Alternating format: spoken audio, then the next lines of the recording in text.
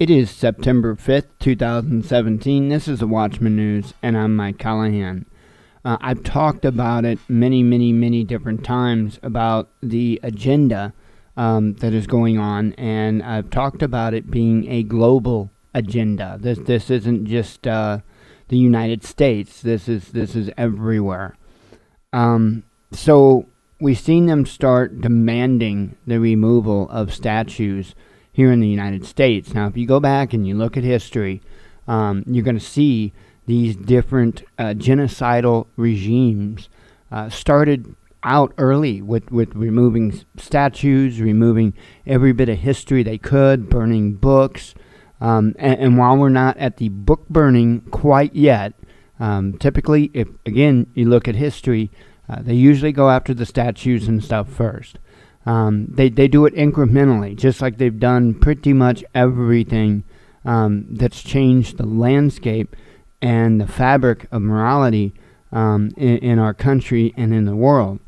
So, you know, I told folks to keep an eye out for other countries doing things in the same manner.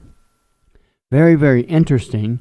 Looking on Sputnik this morning for a little bit of news here and there, latest on North Korea, looking at the latest on Hurricane Irma, which is now a Cat 5, and I'm asking that you all say a prayer, give some thoughts towards the way of the people that are in the path of Hurricane Irma, and wow, this is just insane. So let me go ahead and get on to the news report. So I don't even have my first cup of coffee down. I thought that this was pretty important to get out there. And I sound a bit rough too. I understand that, and my apologies. Let's see. Okay, should it stay or should it go? A call for removal of Nelson's column in London. It says a UK mainstream media columnist suggested London's famous Nelson's column should be felled following the August toppling of a Confederate statue in North Carolina. A heated discussion on social media ensued. Okay, folks, so same with here. It was the media that was actually creating a problem where there really wasn't a problem. See, folks, you know, you have to understand, when Obama was in office, he had done away with, I think it was the Smith-Mundt Act. If I'm mistaken, I apologize. But it essentially allows them to use the media within our own borders as propaganda, even against us. So, you know, ever since then, we've really seen a ramp up in the rhetoric that this agenda brings on. So, anyway, to go on to the story.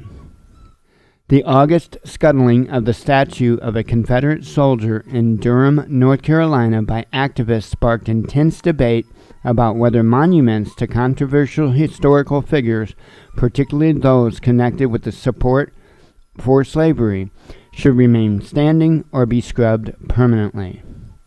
Other countries became embroiled in the dispute, in particular the UK. And as the month drew to a close, Afua Hirsch, a columnist for The Guardian, argued that Nelson's column in London should be toppled. Hirsch justified her position on the basis the venerated seaman was a white supremacist, a man who, while many around him were denouncing slavery, was vigorously defending the practice.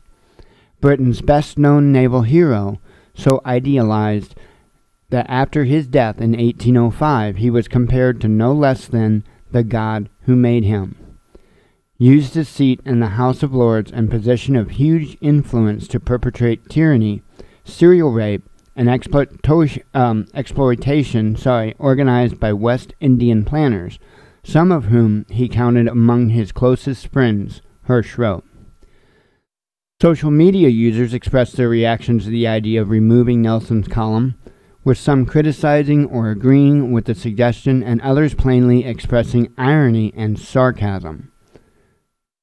And this is This is what we see here too, a lot. This first comment, I'm not going to go through all the comments, but I think this one really speaks a lot. It says, the idiots campaigning against Nelson's column are not my left.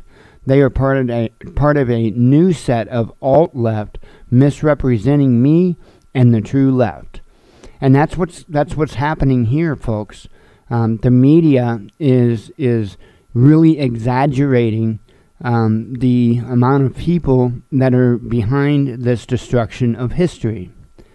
And, before you would jump and call somebody racist or whatever the case may be because they want these statues to remain, please remember that there is a long history.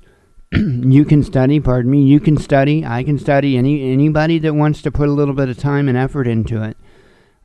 Study it, see what they do, see what the recipe for genocide is. It starts out making it sound like they are completely on our side and that they want to help and that they have to do these things to stop the bad things. Okay, every single time. Even Hitler, Mao, Stalin, they all do this. And then what they do is once they can get rid of the visual reminders, then they start going after the history in the form of books or anywhere else. Then they start going after the people that speak the truth. And they kind of do that during all phases of it. Look at the attack on news that is honest and truthful, just on YouTube. Patreon starting to shut channels down. It's insane, and it's not going to stop. And they will use even the ICANN to stop us from getting the truth out. They will use anything within their power, which is quite a bit. So, folks, think about this stuff. I'll leave the link to this down in the description. It's time that we put our foot down and say no. We're not, these lessons taught by history, should not be forgotten because they are what keep us from repeating that history. And anybody that studies even history on the surface understands that. Just like media, right? There's a lot of people calling right now for media to be stopped. And I get it. I get frustrated with all the stupid little talking points. I get frustrated with the whole news media, the way they're structured, the way they go about things. Now if you don't have a panel of people on that's screaming back and forth at each other, nobody's interested in watching it. Because that's how bad it has gotten. And that's not, that's not doing nothing. All that does is brainwash people into thinking that there should be conflict in every single conversation. I used to try to teach my kids that, it's not about the loudest one wins. Okay, and I would try to teach them that because that's what much of life is today. It seems that people think that the louder you are, the more chance you have of getting people to go along with your ideals. And sadly, that is true to a point. So, be mindful of this stuff. Be careful of this stuff. The scariest part of all of this is that we've seen this we've seen governments do this in the past in individual countries. Sorry, like I say, I haven't had my even first cup of coffee yet. But this is going on globally. And I've been saying it for years now. And if you've been around the channel for very long, I've been saying it for a long time. This is a global agenda. This is not just the United States. This, I would hope, at least starts to prove that. Hope everybody has a great day. Hope to see you in Bible study. That'll be in about an hour and 20 minutes from now. So hang in there. Links in the description.